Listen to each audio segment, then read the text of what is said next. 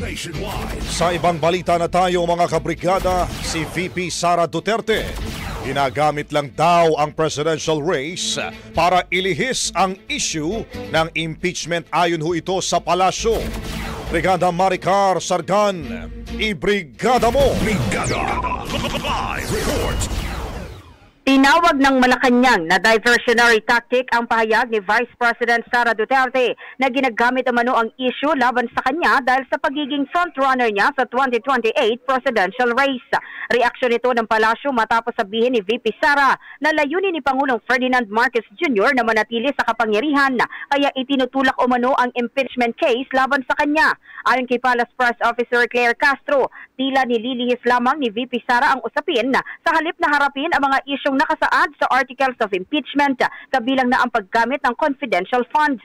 Hamon ng palasyo sa Vice Presidente, sagutin ang mga aligasyon na imbes na magtago sa political narrative.